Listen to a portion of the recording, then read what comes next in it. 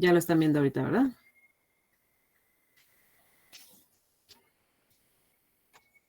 Sí, ya. Sí, profe, ya ahí se ve. Muy bien. Ok, entonces el método de infrarrojos es un método alternativo que nos permite medir la humedad ahora sin contacto con el material.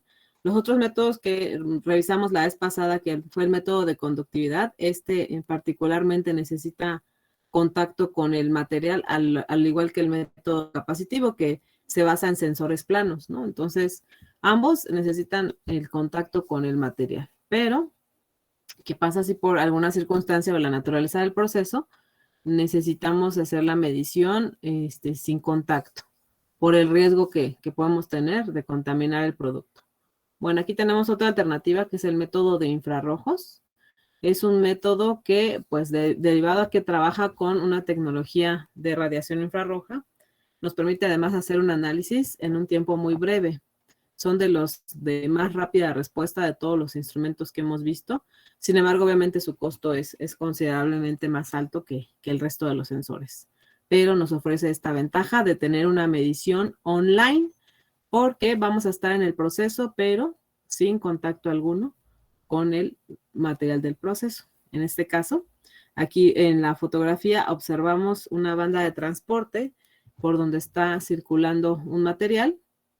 Y bueno, el fabricante es el que nos va a establecer la distancia mínima requerida para que se obtenga una medición confiable, así como también nos va a hacer la recomendación del espesor de la cama de producto para que también se pueda tener una medición representativa, ¿no? No es lo mismo medir la humedad en una cama de producto que tenga 1 centímetro de profundidad a una cama de producto que tenga 30 centímetros. Evidentemente, entre más delgada o menos profunda sea esa cama de producto, pues vamos a tener una medición más correcta, ¿vale?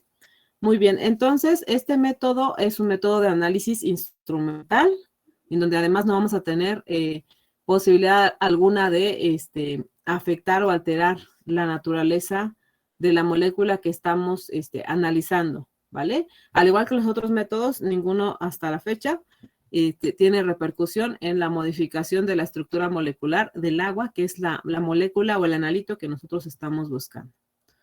Muy bien. Aquí nos menciona que una fuente de rayos infrarrojos emite un haz de rayos hacia la superficie del material cuya humedad desea medirse. La onda emitida está seleccionada de tal forma que el agua contenida en el producto absorbe la máxima cantidad de radiación infrarroja, mientras que el resto de las muestras, los sólidos secos, absorben en una mínima proporción esa radiación infrarroja, ¿vale? Bueno, entonces aquí nos están diciendo algo bastante interesante. Para empezar, nosotros sabemos que el espectro de radiación infrarroja abarca varias longitudes de onda. Sin embargo, en algunos estudios se ha demostrado que el agua en particular absorbe radiación en unas longitudes muy específicas, longitudes de onda muy, muy específicas de la radiación infrarroja. Entonces, esto quiere decir que nuestro instrumento va a contar con un filtro que me va a restringir todas las longitudes de onda que no me interesa que interactúen con el material y solamente va a permitir el paso de la longitud de onda que es de mi interés, porque en este caso es esa longitud de onda con la que va a interactuar la molécula del agua. Entonces, este sistema va a contar con un filtro que me va a evitar disipar todas las longitudes de onda que pueda emitir la lámpara o la fuente que contenga nuestro instrumento y solamente va a permitir una cierta región del espectro del infrarrojo que es de interés porque es en la zona en donde absorbe la máxima cantidad de radiación la molécula del agua, ¿vale? Muy bien. Entonces, no importa que el material esté conformado por muchos otros tipos de moléculas, porque esas otras moléculas que van a estar presentes en forma de sólidos secos, pues no van a absorber radiación infrarroja. Existen muchas moléculas en el planeta, en el universo, que pueden absorber radiación infrarroja, pero hay que ser cuidadosos en ese aspecto en cuanto a los filtros que vamos a ocupar para garantizar que el análisis me va a permitir que las longitudes de onda que son de mi interés van a interactuar en este caso con la molécula que estamos buscando, que en este caso es el agua, ¿vale? Muy bien, entonces, si ustedes abren el libro de Creus y buscan los instrumentos o los analizadores de infrarrojo, les van a mostrar un esquema en donde se representan las partes principales que lo conforman. Obviamente este instrumento, al igual que otros que ya revisamos, que tienen que ver con este tipo de tecnologías, bueno, pues se conforman de una fuente de emisión de radiación infrarroja y de un receptor, el cual nos va a permitir convertir la señal física de la radiación que no absorbió nuestra muestra en una variable que es eléctrica, que aunque sea pequeña, la vamos a poder amplificar, la vamos a poder tratar esa señal para que la podamos traducir en parámetros o valores establecidos para que podamos tener un instrumento con un indicador y además que esa señal la podamos enviar hacia otro sistema de control, ¿no? En este caso vamos a tener la electrónica para tratar esa señal y esa se pueda establecer en los estándares que ya ustedes conocen para los transmisores electrónicos. Entonces tenemos aquí una fuente que emite radiación infrarroja y tenemos un producto representado como una barra, ¿no? Como una película tal vez. Entonces aquí nuestra fuente está emitiendo radiación y del lado opuesto tenemos el detector que va a captar o va a medir la radiación que no fue absorbida por el material.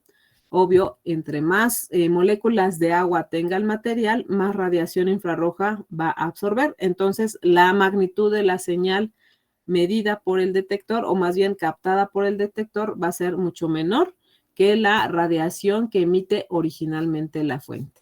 ¿Vale? Entonces, hay instrumentos que se basan de un diseño para poder evaluar la cantidad de luz absorbida y hay otros que miden la cantidad de luz reflejada, como es el caso del modelo que está representado aquí en la fotografía.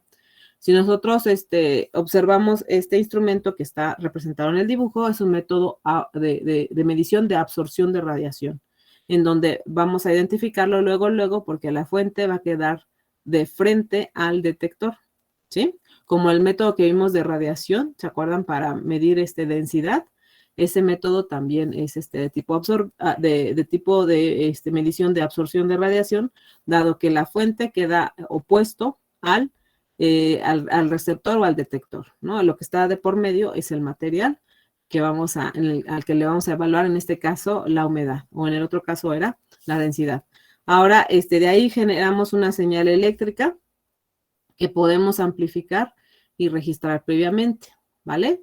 Obviamente hay que hacer unas pruebas previas con el material totalmente seco para que se pueda evaluar cuánta radiación, aunque sea mínima, pero sí tener ese dato como referente para que se pueda restar de la señal que se obtiene ahora cuando el material está húmedo. Les recuerdo que existen muchas moléculas en este planeta y en el universo que absorben radiación infrarroja y esas no me interesa medir por el momento. Ahorita me interesa medir la molécula del agua. Entonces, para ello tenemos que tener previamente un patrón de referencia de cómo es la propiedad de ese material en cuanto a su captación o su capacidad de captar la radiación infrarroja cuando está totalmente seco para que se considere ese referente y se elimine ese efecto, porque me interesa en este caso solamente medir la cantidad de agua que posee ese material, ¿vale? Ahora, ¿por qué les digo que el instrumento de la fotografía no necesariamente me representa el del dibujo? ¿Por qué? Porque el método que se está representando con el de la fotografía es el método que es de la medición de la radiación reflejada.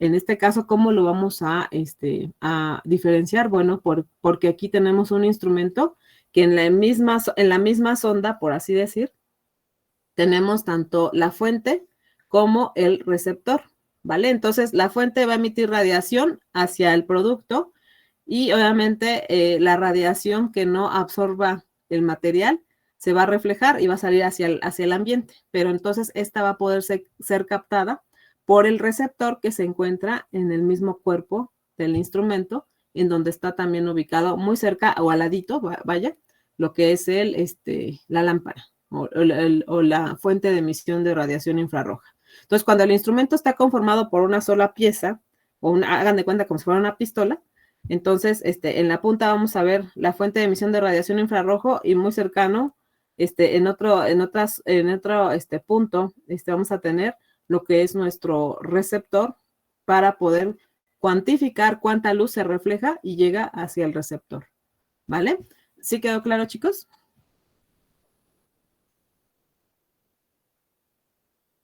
Sí, profe. Sí, profe. Muy bien, entonces, nuevamente insisto que este instrumento nos brinda la ventaja de no tener un contacto con el material del proceso. Esto es muy deseable, principalmente, repito, en la industria alimenticia e industria farmacéutica, donde hay que tener los cuidados pertinentes para respetar las buenas prácticas de manufactura. Es decir, vamos a tratar en la medida que se pueda no contaminar los materiales del proceso, ¿vale? Entonces, esta medición, a diferencia de las anteriores, es una medición no invasiva, está en el proceso, pero sin un contacto con el material, una medición online.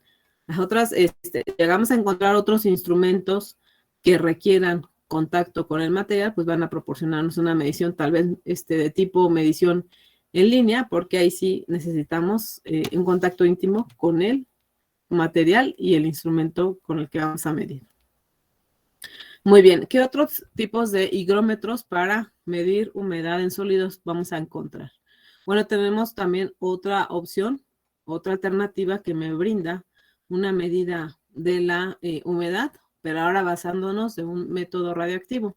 En este caso, este instrumento es un medidor de humedad de tipo radioactivo, ¿no?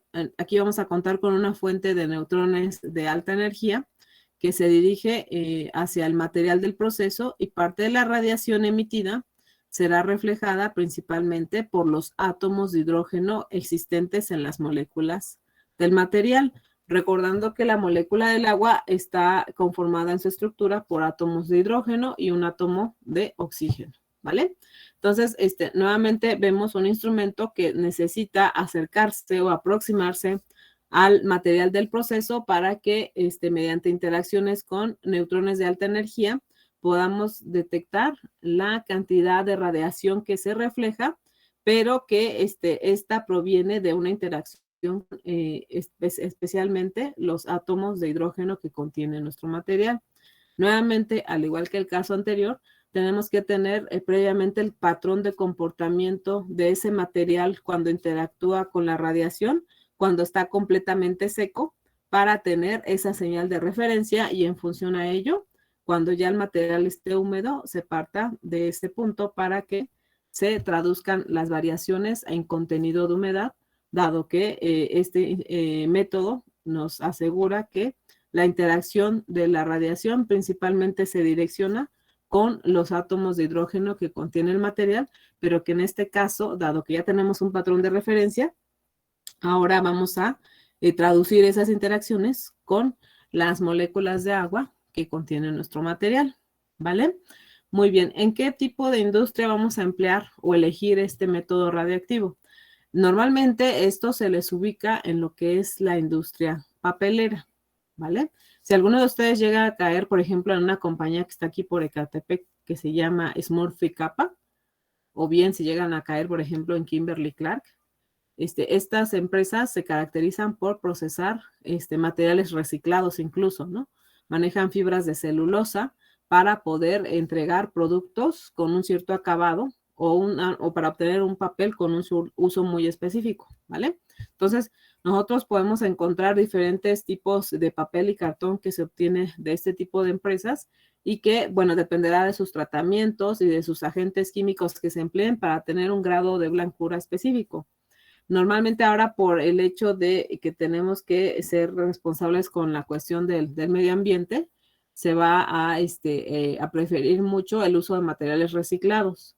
Estas empresas lo que suelen hacer es que, bueno, los que se dedican a la separación de la basura van aislando materiales que puedan ser reutilizados en los procesos, como es el caso del papel, el cartón, que nosotros llegamos a desechar en la basura.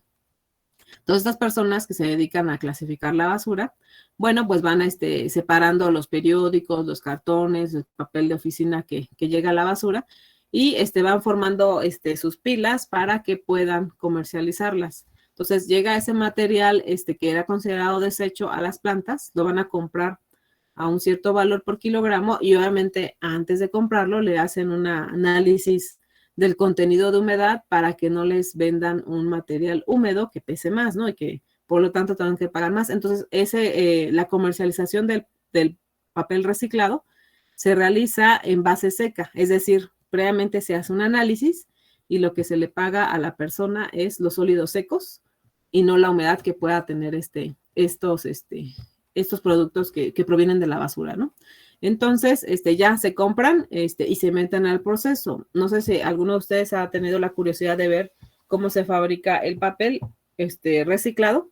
Y bueno, pues ahí, si ustedes ponen atención, básicamente lo que hay que hacer primero es triturar el papel y mezclarlo con agua para obtener una pulpa. Ajá. Una pulpa húmeda que la vamos a someter a una serie de tratamientos para que podamos rescatarla, eliminarle la pintura, que a lo mejor las tintas que se aplicaron para las cuestiones de impresión, qué sé yo, ¿no? Lo que no nos sirva, lo vamos a ir retirando en el proceso y la pulpa, ya una vez que se tiene, se le ha tratado con unos ciertos agentes físicos y químicos, ya ahora sí lo que vamos a hacer es empezar a hacer el laminado, el proceso de laminado. Entonces, ahí es muy crucial el tratamiento de secado de esa pulpa porque está normalmente muy, muy humectada por la naturaleza del proceso, ¿no? Entonces, la empiezan a laminar y en unos tambores rotativos van formando el pliegue de papel, ajá, que se tiene que secar rápidamente para que tenga además una consistencia o un acabado más bien muy fino, ¿no? Una lámina perfectamente elaborada, ¿no? Entonces, en el proceso del secado, en el equipo, que es además muy grande, se tienen adentro unos sensores de humedad que nos ayudan a evaluar precisamente que se ha retirado toda el agua que contenía la pulpa, porque ya sabemos que la humedad es un enemigo de los productos que son derivados del cartón y el papel. ¿Vale? Entonces ahí rápidamente vamos a ubicar el secador con su instrumento de medición de humedad porque vamos a colocarle afuera por fuera el señalamiento correspondiente al manejo de materiales radiactivos. Entonces este sensor normalmente no está visible. ¿Por qué? Porque está dentro del secador y precisamente pues tiene que tener unas ciertas características como ya lo mencionamos en el caso del analizador de densidad radiactiva porque está construido de carcasa de plomo para evitar que la radiación se salga así al ambiente tal cual, sino pues se tiene bien cuidado el diseño del instrumento para evitar la exposición de la radiación hacia el ambiente, ¿no? Entonces, aún así, una empresa que maneje instrumentos radiactivos, pues tiene que, ya sabemos, someterse a la supervisión por las entidades correspondientes que vigilan la seguridad ocupacional, ¿vale? Entonces, nuevamente, insisto, lo vamos a ubicarlos ahí en el secador con su señalamiento del uso de material radiactivo, que básicamente aquí se emplea el higrómetro con la finalidad de medir la humedad. Si la humedad está por arriba del valor establecido como el set point, pues ahí el sistema de control tiene que ajustar para que ingrese más aire caliente y alcance a deshidratar de manera correcta el papel que ya posteriormente se formará en una bobina y se podrá empezar a empacar para almacenarlo y comercializarlo posteriormente. Obviamente también en ese proceso de embobinado de las láminas de cartón o de papel, hay que tener unos neutralizadores de estática porque también este fenómeno que se genera por la fricción de los materiales no conductivos puede ser un problema para el papel, el procesamiento del papel, porque puede desbalancear la estática de estos tipos de materiales que a su vez, si se van a ocupar y se les va a realizar un proceso de entintado o se les va a imprimir alguna información, pues bueno, para evitar que se tengan problemas en el entintado, hay que neutralizar su carga estática porque puede desbalancearse simplemente por el hecho de la formación de las bobinas, ¿no? A la velocidad a la que giran hay mucha fricción y puede generar estos fenómenos, ¿no? Que también en su momento vamos a revisar cómo se controla la carga estática de los materiales. Pero bueno. Entonces, repito, normalmente los higrómetros de humedad Son empleados en la industria papelera porque tienen una rápida respuesta, ¿vale? Y son muy estables en cuanto a las mediciones que entregan. ¿Dudas, muchachos? ¿Preguntas? ¿Sí quedó claro?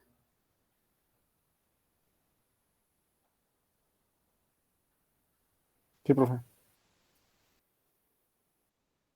Muy bien, Sí, muchas profe, gracias. muy bien. Muy bien. Ok, entonces ahora, ¿qué podría ser una pregunta de un examen? Bueno, vamos a suponer que yo les pongo ahora sí en el examen unos diagramas y les pido que me señalen o me seleccionen el instrumento que sería idóneo para una determinada aplicación. Aquí estamos observando una aplicación de los higrómetros en la industria alimenticia, en donde tenemos aquí una unidad de proceso denominado dryer, que es un secador rotatorio en este caso para semillas, ¿no? Vamos a suponer que nosotros queremos deshidratar los chícharos, porque vamos a comercializarlos así, ¿no? Nos interesa vendérselos a un país que a lo mejor tiene, por su extensión o su tipo de clima, no pueden producir chícharos, ¿no? Entonces, estos chícharos frescos que nosotros vamos a deshidratar, vamos a ingresarlos a nuestro secador rotativo del lado superior de la izquierda, en donde se señala la alimentación fresca que entra, representada como la corriente FIT. Recuerden que FIT es la traducción de lo que vendría siendo la alimentación, ¿no? Entonces, por aquí ingresarían esas semillas frescas, húmedas, que pretendemos deshidratar en este equipo. Para deshidratar o para llevar a cabo un proceso de secado, obviamente necesitamos aire caliente, necesitamos como suministro aire caliente que va a tener dos funciones. Uno es transferir el calor necesario que se necesita para evaporar el agua que contiene el producto que voy a deshidratar, y por otro lado es un medio que me permite llevarme la humedad que se genera por contacto de ese aire caliente con el material húmedo. Y ese aire, aparte de que calienta y provoca esa evaporación, me va a ayudar a llevarme la humedad que se vaya generando en el secador y la voy a retirar del proceso, ¿vale? Entonces ustedes pueden ver en el extremo de la derecha un símbolo que parece una bomba centrífuga. Ajá. Este es un extractor que nos ayuda a llevarnos el aire que ya está saturado. Ajá. ¿Por qué digo que es un aire saturado, muchachos? ¿Qué es un aire saturado? Eso lo vimos al inicio del tema de humedad. ¿Cuál fue la pregunta, profe? Perdón. ¿Por qué aquí que estamos representando el extractor? Les digo que ya está retirando el aire saturado. ¿Qué era un aire saturado, muchachos? Cuando tiene el 100% de humedad. Exactamente, es un aire que se encuentra muy húmedo y su valor de humedad relativa es equivalente al 100%, ¿vale? Entonces, cuando les digan, aquí se retira el saturado, pues se refiere a la corriente de aire que ya lleva toda la humedad que yo retiré del producto y que es importante sacarla porque si se llegara a enfriar el equipo, pues se va a condensar esa agua y me va a hidratar nuevamente el producto y eso es lo que yo no quiero, ¿no? Quiero que una vez que se evapore esa humedad y se acumule en el secador, se retire, ¿no? Imaginen que se está girando este tambor todo el tiempo y ese giro permite que las partículas vayan girando y rotando y teniendo contacto con esa corriente de aire que entra caliente y que entra totalmente seco, ¿no? Entonces, aquí precisamente a la izquierda vemos un intercambiador de calor que nos está especificando que el aire que nosotros empleamos para alimentar al secador precisamente se eleva su temperatura por medio de un equipo en donde vamos a poner en contacto una corriente de vapor, ¿no? Ese es un vapor con ciertas características que nos permite rápidamente elevar la temperatura del aire y así calentarlo, ¿no? Podemos también contar con, ¿cómo se llama? Unas resistencias que simplemente por el paso que tiene el aire en contacto con una resistencia, también me permite tener un aire seco que se va, al cual tiene una temperatura elevada que nos va a permitir deshidratar un producto específico, ¿vale? Entonces, aquí precisamente en la entrada de más bien a lo que vendría siendo la salida del intercambiador de calor, aquí lo que se está midiendo es la temperatura. Ajá, una temperatura que generará mediante un instrumento, se medirá, perdón, y se enviará una señal hacia nuestro sistema de control, ¿vale? Entonces, el sistema de control, aquí, por un lado, me va a servir para poder establecer un sistema de control que me garantice que vamos a tener las condiciones adecuadas para llevar a cabo el proceso de deshidratación del producto, que en este caso es el alimento al cual yo deseo eliminarle la humedad. Por otro lado, también, si se fijan en el extremo donde tengo la corriente de aire que estoy retirando del proceso, que lo llamé el aire saturado, en este lado tenemos también la medición de la temperatura del aire. Ajá, ¿por qué?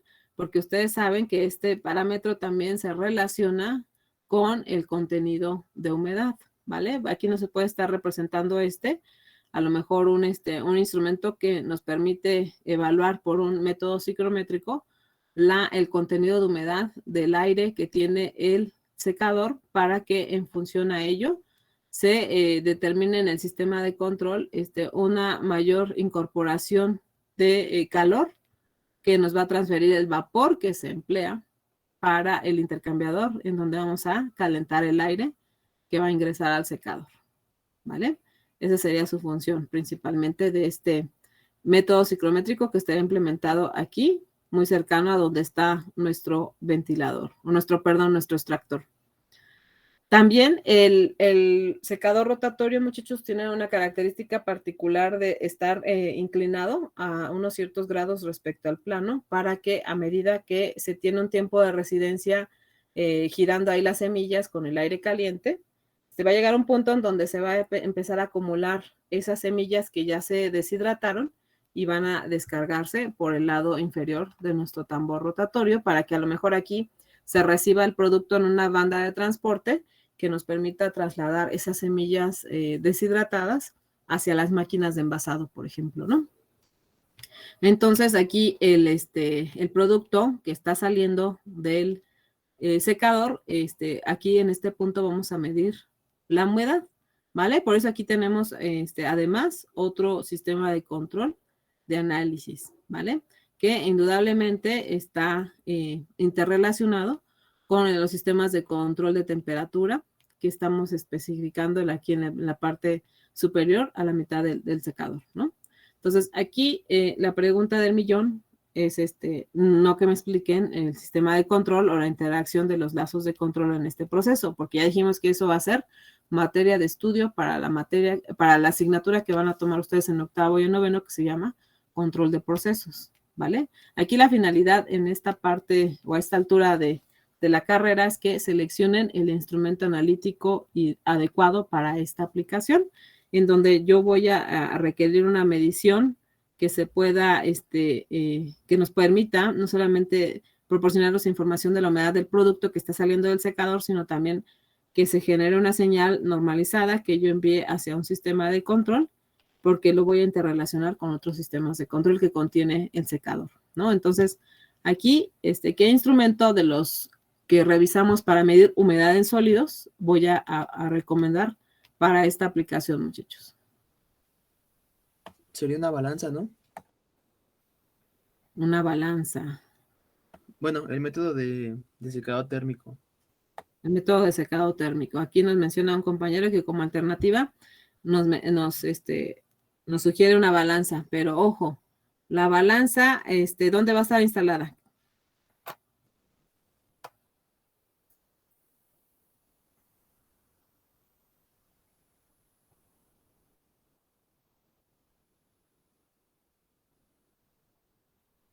¿En una unidad del laboratorio?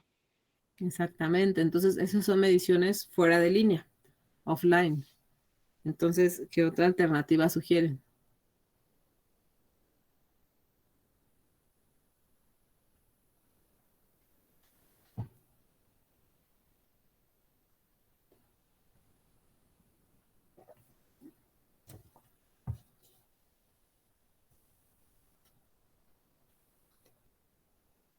Pues puede ser un infrarrojo, ¿no? Porque es, bueno, habéis dicho que son alimentos.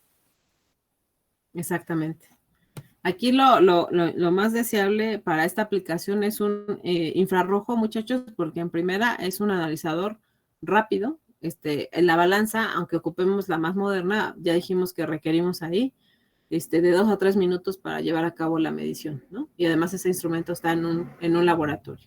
Entonces, vamos a preferir mejor un método no invasivo, como nos ofrece la tecnología de infrarrojo, porque incluso aunque se esté descargando el producto, nada más con que yo acerque el instrumento hacia esa área de descarga, me va a permitir, sin contacto, hacer una evaluación del contenido de humedad que contiene el producto que se está sacando del secador, ¿no?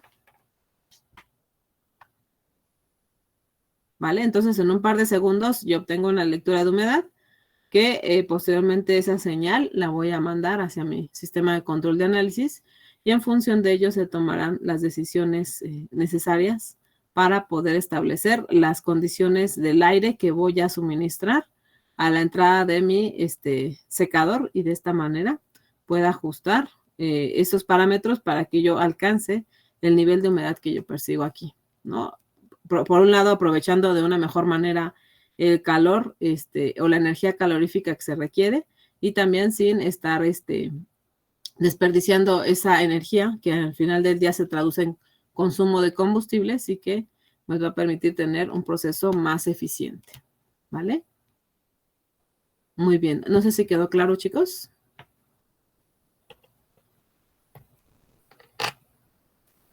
Sí, profe. Muy bien, entonces esa es una aplicación en la que nosotros podemos, tenemos que tener esa visión de poder identificar cuál sería el instrumento más adecuado de acuerdo a las necesidades del cliente, de acuerdo a lo que nos rige o nos establece el propio proceso. Recuerden, quien manda aquí es el proceso y es el que va a establecer incluso las características o los requerimientos para el diseño del sistema de control. Entonces, antes de irnos al sistema de control, obviamente hay que elegir los instrumentos que nos van a permitir trabajar en esos diseños. ¿Vale? Muy bien. Entonces, la asignatura, muchachos, antes la trabajamos en la academia para poder repartir mejor los temas y no saturarlos tanto. En el anterior temario, normalmente la variable, después de estudiar la variable de humedad, revisábamos pH, conductividad eléctrica, oxígeno disuelto, composición y turbidez. Pero nosotros lo que decidimos fue dejar estas variables, las 6, 7 y 8, para la siguiente unidad. Y después la variable de composición y turbidez, enfocarnos más principalmente en las unidades 4 y 5 y 6 que conforman a este temario, ¿vale? Entonces, para no saturarlos, pues bueno, estos temas se repartieron en otras unidades, porque además como que el temario estaba repetitivo, ¿no? Entonces nosotros lo ajustamos y, bueno, ya quedó de esta manera. Entonces, aquí voy a dejar de compartir por un momento la presentación. Muy bien, muchachos. Entonces, no sé si tienen duda, si quedó claro esta parte.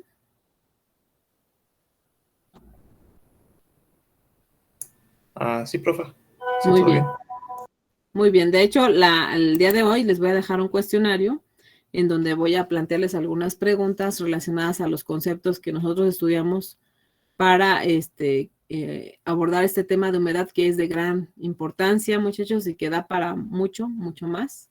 Nada más que nos tenemos que limitar a los tiempos, insisto, pero la variable de humedad también es una variable muy, muy interesante, de la cual yo espero que al menos se tengan muy claros los conceptos y puedan ustedes visualizar posibles aplicaciones, no solamente orientadas a la humedad, sino también ya saben que existe un parámetro que de manera análoga también evalúa la presencia de agua, que es el punto de rocío, ¿no? Entonces, todo eso va a ser de mucha utilidad para ustedes si es que se dedican a trabajar en una compañía que desarrolle tecnologías para medir humedad en aire, en líquidos o en mezclas, en materiales en fase sólida, ¿vale? Entonces, yo espero que en su momento, en sus ratos libres, se puedan meter a la página de Vaisala y, bueno, tienen ahí varias cápsulas de sus colaboraciones que han tenido con la NASA para mandar sensores al espacio y pues que estos nos den o nos proporcionen información sobre las exploraciones que se realizan, ¿no? Fuera del planeta. Muy bien. Ahora vamos a continuar con otra unidad que es muy importante, que es la unidad número 3, denominada sensores para medir propiedades electroquímicas.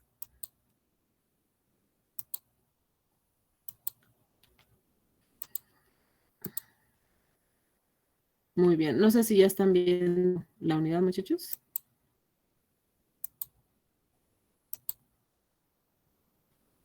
Sí, profe, ya se ve. ¿Sí se ve? Muy bien. Ok, entonces, esta unidad está a la mitad del curso, ¿no? Entonces, es una unidad bastante interesante y yo quiero que le pongan mucha atención, más atención de la que le pusieron a los otros temas, porque, bueno, resulta que los sensores para medir propiedades electroquímicas contiene a los instrumentos más emblemáticos de la parte analítica. Ajá. Ustedes han visto que en las conferencias que se les ha pedido que asistan, pues bueno, cuando hablan de analítica, el primero de los instrumentos que representan a la familia de los instrumentos analíticos, ¿cuál es, muchachos? ¿Cuál es el sensor más famoso para representar los instrumentos analíticos? A ver si han puesto atención en las conferencias.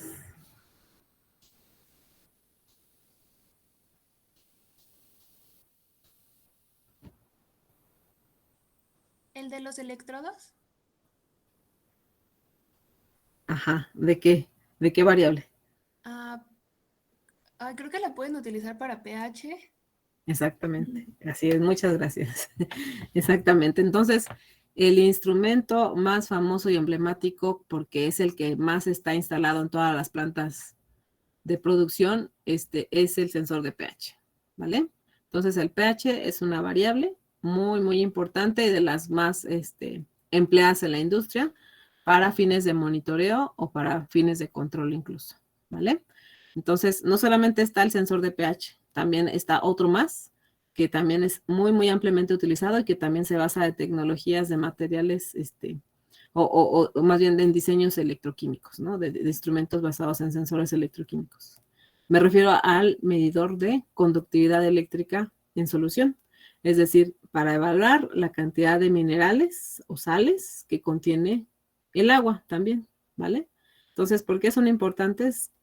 Pues porque principalmente, imagínense, las plantas de generación de energía eléctrica que se basan en el uso de agua y el empleo de vapor, ahí es crucial que no vayas a afectar la turbina por la presencia de sales que incluso pueden oxidar la turbina, ¿no? Que incluso como se mueven a velocidades muy altas, estos cristales puedan a la larga dañar el interior de una turbina. Entonces, una de las variables más ampliamente utilizadas es pH y conductividad. Casi siempre van de la mano.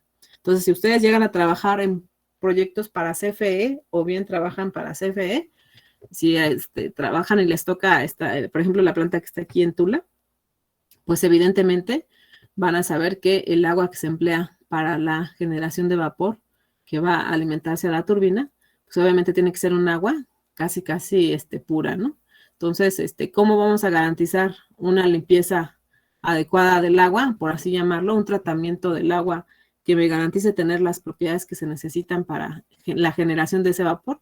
Pues bueno, van a ser los sensores una función muy importante que nos van a ayudar a evaluar y determinar tanto el nivel de acidez como los minerales que contiene el agua para que se puedan ocupar tratamientos específicos y la puedan limpiar de manera adecuada, ¿no? La puedan tratar, para que me entiendan. Entonces, no se les olvide, cuando les entrevisten para un puesto o para un lugar en una empresa y ustedes hablen de que llevaron instrumentos analíticos, pues dentro de los primeros que van a mencionar es el uso y conocimiento de los sensores de pH y conductividad eléctrica, porque son de los más ampliamente ocupados hoy en día en todas las industrias, en todo el mundo, ¿vale? Entonces son los más famosos en la parte de analítica. Por eso Emerson desarrolló su división de analítica, por eso Siemens tiene su división de analítica, por eso ABB tiene su división de analítica, Krone, Endres & Hauser, y me puedo ir por una lista muy, muy larga. Y todas esas marcas que ustedes ya ubican, pues los primeros instrumentos que empezaron a desarrollar fueron estos de pH y conductividad eléctrica derivado a las necesidades que manifestaban los clientes, los grandes clientes que ellos tienen, ¿no? Entonces ellos le entraron al negocio de la analítica porque se resuelven muchos problemas operativos y técnicos con los análisis previos de los materiales que se ocupan para los diversos procesos, ¿no? Muy bien. Ok, entonces el pH es un término que incluso ya hemos estado ocupando en los últimos años muy, muy, muy frecuentemente para el manejo de productos de limpieza, ¿no? Te van vendiendo, ¿qué? Jabones con un pH neutro, cremas con pH neutro, ¿no? Y hasta incluso tratamientos de belleza, mascarillas, etcétera, etcétera, con pHs neutros. ¿Por qué? Porque, bueno, pues obviamente también el nivel de acidez o alcalinidad de los productos ya se ha visto que pueden afectar la piel, ¿no? Entonces también es un término común, pero muy pocos recuerdan que el término de pH proviene de las siglas del concepto de potencial de hidrógeno, ¿vale? Entonces, en sus clases de química, seguramente vieron este tema, ¿vale? Entonces, ¿qué describe el pH, muchachos? ¿O qué es lo que nos mide? Así en palabras simples o sencillas, o lenguaje cotidiano. La acidez, ¿no? Exactamente, la acidez de las sustancias. Uh-huh. Y este parámetro se mide principalmente en medios acuosos, ¿no? Es decir, en medios líquidos. Muy bien, entonces podemos definir la medición de pH como una medida indirecta de la concentración de iones hidrógeno, también conocidos como iones hidrógeno, que se representan con una H mayúscula y un signo de más, presentes en una solución. En otras palabras, es una medida de la acidez o la alcalinidad de una solución, ¿vale? Bueno, entonces vámonos a lo básico, ¿no? Ustedes saben que el elemento más simple que hay en el universo es el hidrógeno. Y el hidrógeno es el elemento que solamente en su estructura atómica tiene en su núcleo un neutrón y un protón. Y por lo tanto, en su orbital está girando un electrón. Ajá. Pero si esta especie química, por alguna circunstancia, pierde ese electrón, se vuelve un catión y de esta manera se representa ese catión como un átomo de hidrógeno que ha perdido a su electrón y que por lo tanto adquiere una carga positiva, ¿no? Entonces, este es el catión que se denomina ion hidrógeno o ion hidronio y que de alguna manera, dependiendo de la cantidad de iones hidronio que contenga un medio, está esto directamente relacionado con su grado de acidez. Por el contrario, o de manera antagónica, tenemos el ion hidroxilo. Ajá.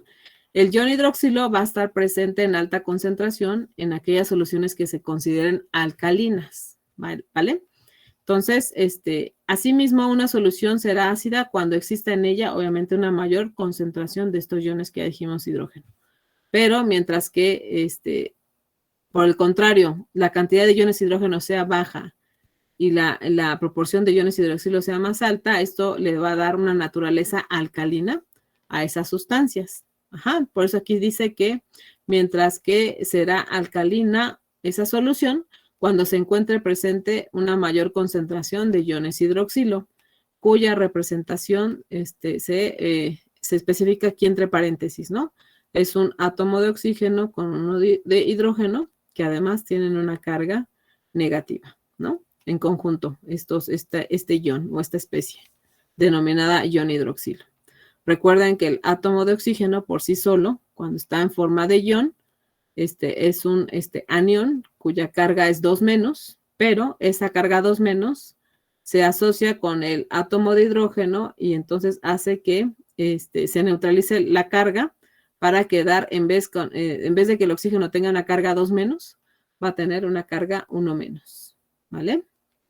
Por la presencia del ion hidrógeno, porque el ion hidrógeno de cajón siempre va a tener una carga positiva. Entonces, al unirse el oxígeno con el hidrógeno, aquí forman un ion que se le conoce como ion hidroxilo y que una sustancia, a medida que sea más alcalina, va a tener más presencia de iones hidroxilo.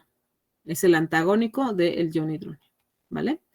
Muy bien, entonces, en sus clases de química les comentaban que existe una escala que está basada de un parámetro adimensional en el que se expresa el pH de las sustancias en un valor que va de 0 a 14, siendo el punto intermedio el valor de 7, en el cual se le asocia con las sustancias que son neutras, ¿no? Una sustancia que es neutra es cuando su pH tiene un valor de 7, ¿vale? Si las sustancias tienen un valor por arriba de 7, se les va a considerar como alcalinas, mientras que las sustancias que tengan un valor de pH inferior a 7 van a ser clasificadas como sustancias ácidas, ¿vale? Muy bien. ¿Vamos bien hasta aquí, chicos? Sí, profa, ¿todo bien? Sí, profa. Todo bien. Sí, profe. Muy bien, muchas gracias. Ok, muy bien. ¿Se acuerdan cuando vimos los higrómetros para medir humedad? Cuando vimos los dos últimos para medir humedad en aire, ¿se acuerdan qué tipo de tecnología tenían? Los medidores de humedad para aire, que los dos últimos que revisamos. Voy a dejar de compartir tantito para regresarme a la presentación anterior que acabamos de terminar.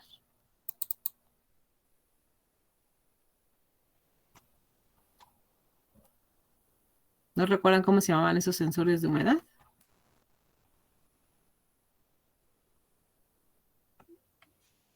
Creo que una era la célula de cloruro de litio, ¿no? Ajá, correcto, muy bien. Y el otro era de De polímero. un polímero, ¿no? El cual contenía sobre su superficie ácido sulfúrico.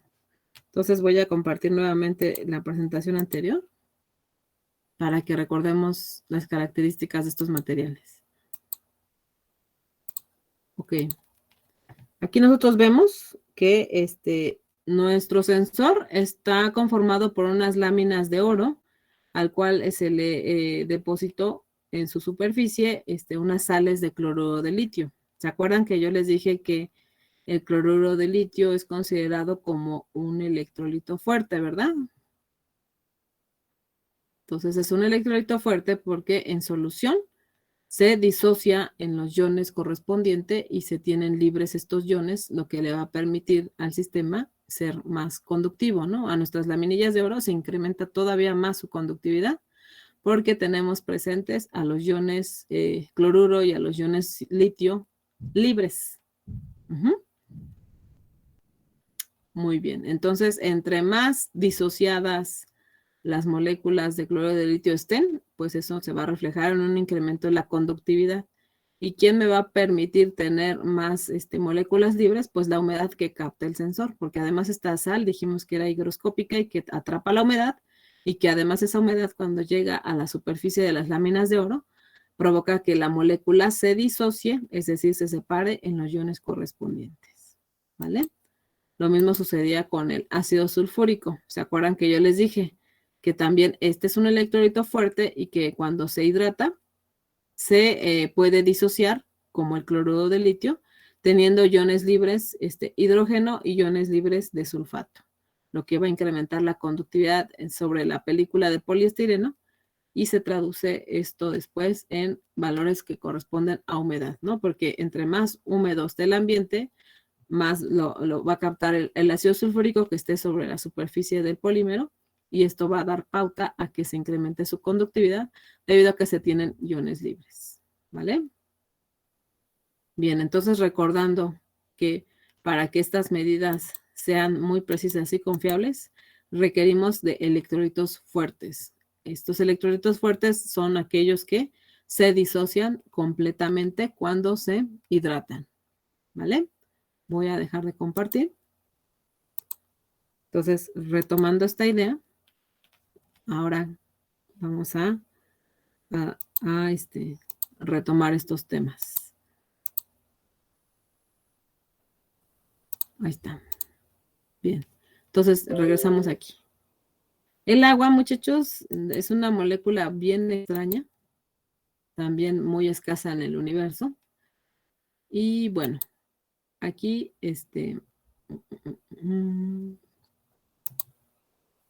aquí nosotros podemos observar en la reacción que el agua, aparte de ser muy extraña y tener ciertas características, bueno, una de ellas que es muy particular y llama la atención, es que tiene la capacidad de esta molécula de autoionizarse, es decir, se disocia por sí sola. Ajá, entonces, nosotros dijimos que el cloruro de litio y el ácido sulfúrico necesitan hidratarse para poderse disociar.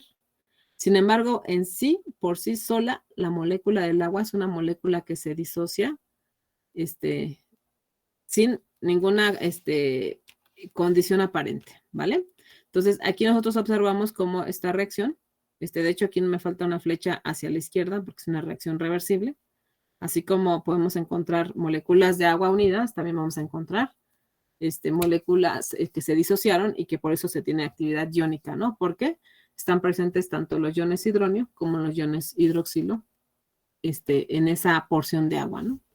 Entonces, experimentos sobre conductividad eléctrica en el agua nos llevaron a estudiar este fenómeno. Ajá, entonces se evidenció que una proporción pequeña de moléculas de agua se disociaba, generando este fenómeno de la autoionización del agua. Ajá. Entonces, esta reacción que es reversible, dijimos, y que solamente una pequeña porción de moléculas se pueden separar en el agua, nos llevó a estudiar que este sistema se rige de una constante de equilibrio denominada K'. Esta K' se obtuvo su valor conociendo la concentración molar de iones hidroxilo y de iones hidronio que estaban libres en el agua. Cuando se hicieron los estudios de la conductividad eléctrica en el agua, se verificó que efectivamente, aunque el agua estuviera pura completamente, permitía el paso de una corriente, aunque fuera muy, muy pequeñita. Se desarrollaron instrumentos para poder evidenciar esto que se analizó de manera teórica y que después de manera experimental se confirmó que efectivamente la concentración de iones hidronio y de iones hidroxilos presentes en el agua era equivalente a 1 por 10 a la menos 7 moles por cada litro.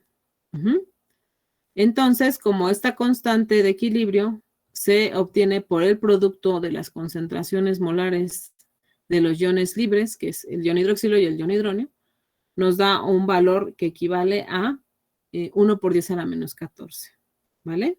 Entonces, es por eso que se decidió que como el referente principal para la medición de pH es el agua, entonces por eso se partió que el valor máximo de la escala de pH iba a comenzar en 14, ¿vale? Y el valor mínimo medible iba a quedarse en un valor de 0, ¿no? Y entonces eso se estableció en una asociación que como tal está conformada por puros químicos y que se llegó a esos acuerdos para establecer la escala universal con la que se mide el pH en las sustancias, ¿no? Entonces eso partió de estos estudios del comportamiento del agua, ¿vale?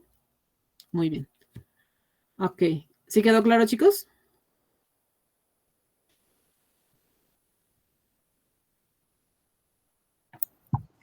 Muy bien.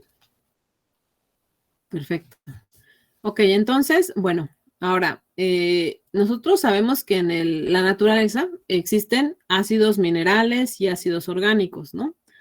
Y que a su vez, cuando se ha estudiado cada uno de ellos, una vez que se han purificado y se han analizado sus características, se han clasificado, se han subclasificado los ácidos de acuerdo a su comportamiento o su capacidad de disociarse. Por ello se reconoce que existen tanto ácidos fuertes como ácidos débiles.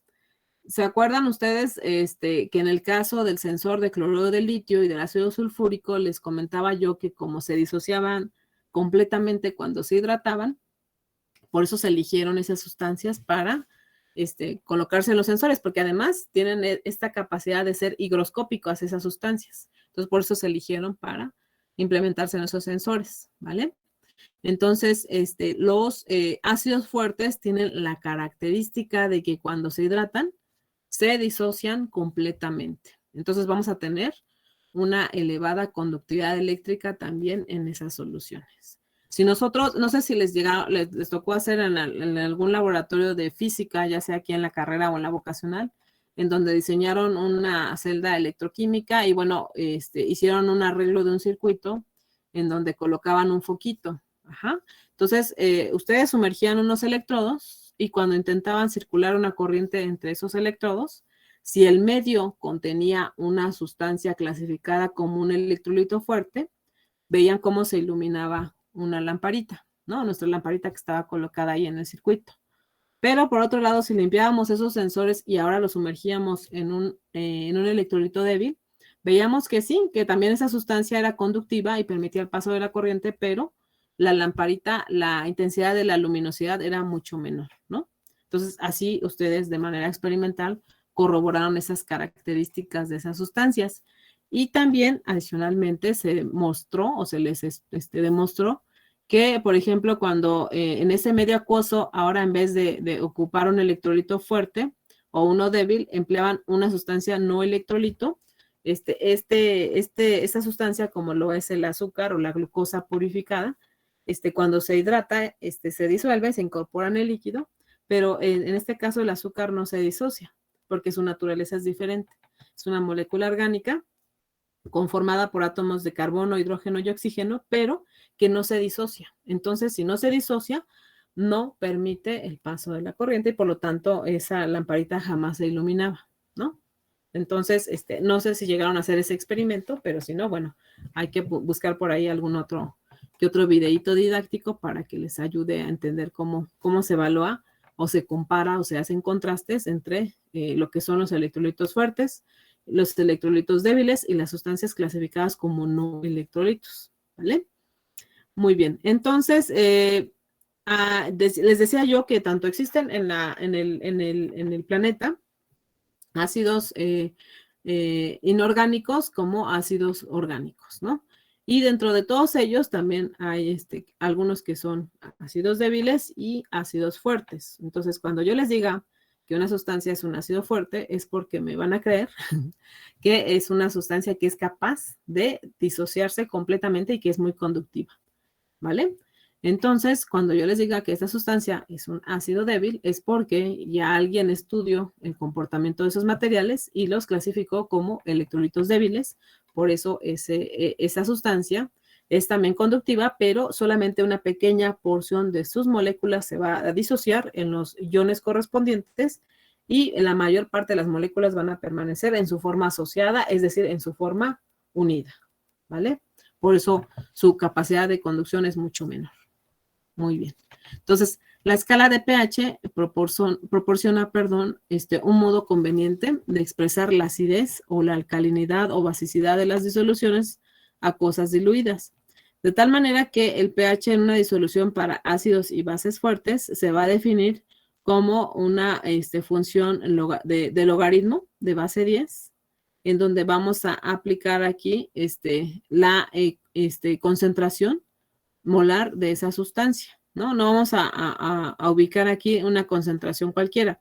La concentración que se tiene que expresar aquí entre corchetes es una concentración molar que expresa cantidad de materia por volumen, es decir, gramos mol por cada litro, ¿vale?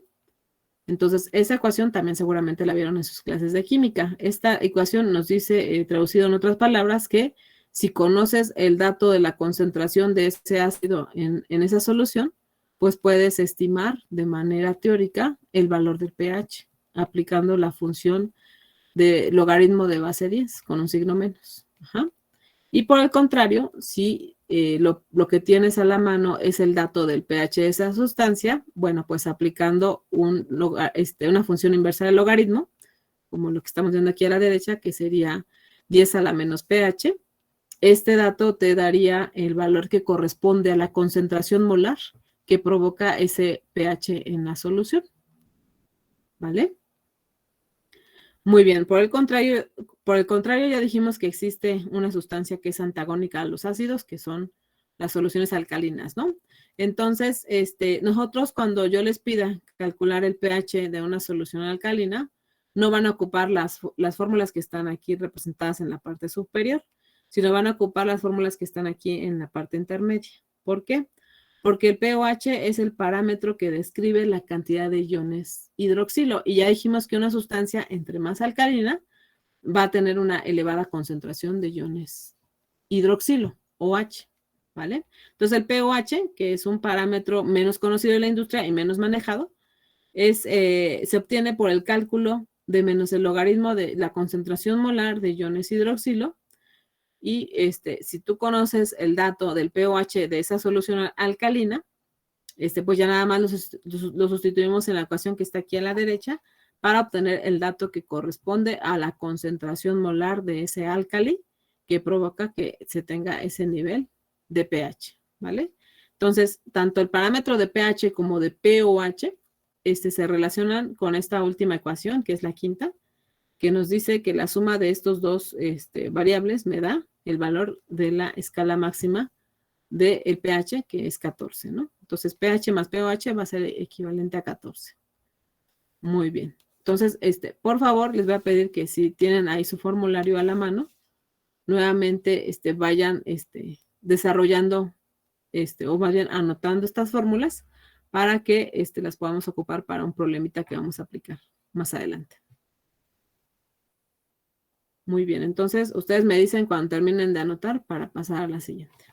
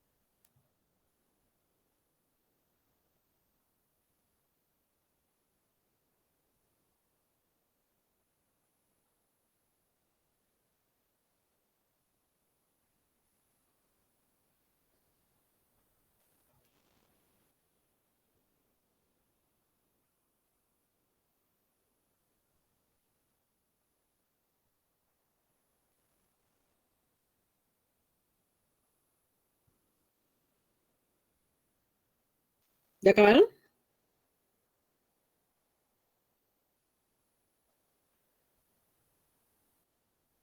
Ya, profa. Bien. Ok, entonces ya dijimos que la concentración que vamos a ocupar para aplicar estas fórmulas es una concentración molar. Recuerden que el mol es una expresión de cantidad de materia. Ajá. No es nada del otro mundo, es otra forma de expresar cantidad de materia. Entonces, esa cantidad de materia o esos moles se calculan relacionando la masa de las sustancias dividida entre su peso molecular. Ajá, entonces N minúscula para nosotros va a ser número de moles que va a tener una unidad expresada en gramo mol. Esas son las unidades que vamos a elegir para este tipo de cálculos. Y M minúscula dijimos que es una expresión de masa que vamos a representar obviamente en unidades de gramo, ¿no? Por ejemplo, gramos en el sistema sexagesimal. Por un lado, PM son las siglas de peso molecular y vamos a sustituir las unidades de gramos sobre gramo mol. Ajá. Aunque el peso molecular, muchachos, no se les olvide, es una expresión en datos de cantidad de materia también, pero que se relaciona con el peso atómico de cada uno de los elementos que conforman las moléculas. Y las unidades en las que van a expresar el peso molecular son arbitrarias porque las puede elegir el usuario. Si ahorita estuviéramos tomando la clase en Estados Unidos, les diría que el peso molecular se puede expresar en unidades de libra sobre libra-mol. Si estuvieran en la industria, en algunas aplicaciones se expresan estos datos en tonelada sobre tonelada mol. Ajá, entonces, no importa las unidades que ustedes elijan, los valores de los pesos atómicos están establecidos como fijos. Y la expresión de peso molecular, ustedes saben que es una expresión en donde el usuario puede elegir las unidades, el sistema de unidades que quiera ocupar, ¿no?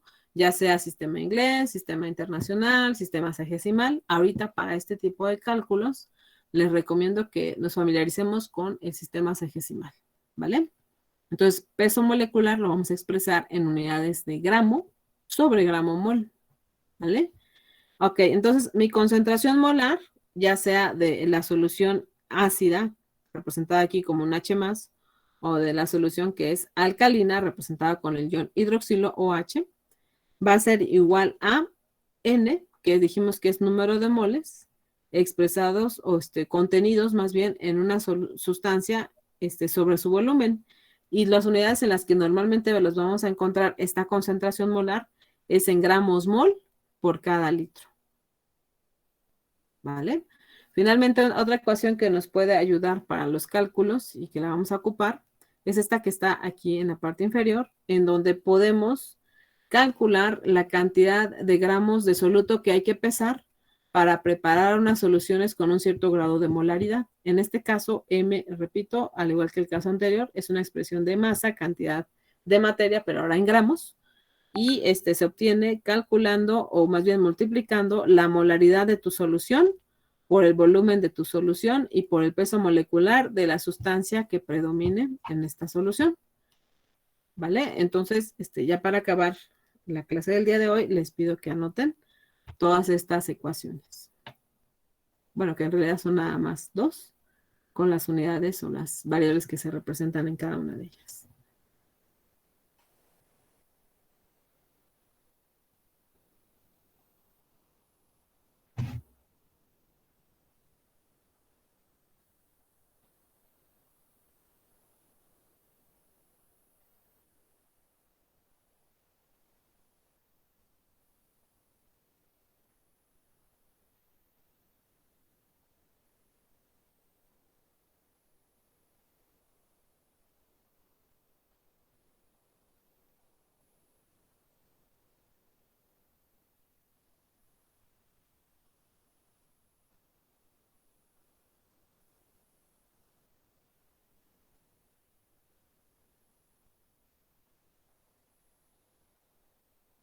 Profesora, Sí. una disculpa, es que no escuché la M de la última fórmula. ¿Qué significa? La M mayúscula, perdón. Molaridad. Molaridad, la expresión de concentración de molar. concentración molar. Ah, perfecto, gracias. Uh-huh.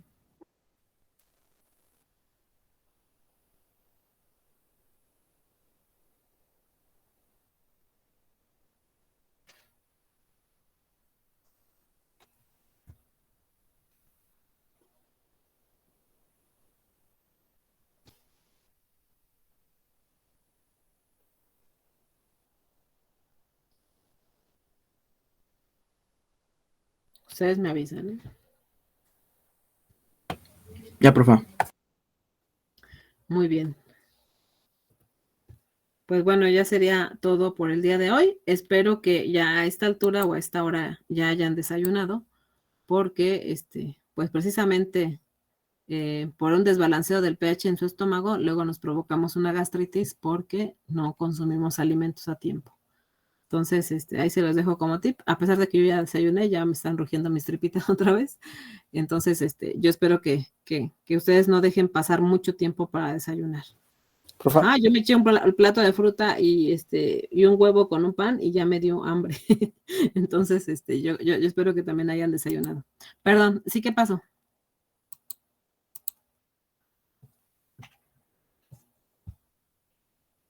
Bueno, alguien habló y no lo escucho. Bueno, era una duda, pero no, ya me ¿Qué di va? cuenta de algo. Ah, ok. Vale. Muy bien, jóvenes. Entonces ahí lo Gracias, dejo profa. como consejo que si no han desayunado, al menos intenten tomar un vaso de leche o algo, porque sí, se van a afectar.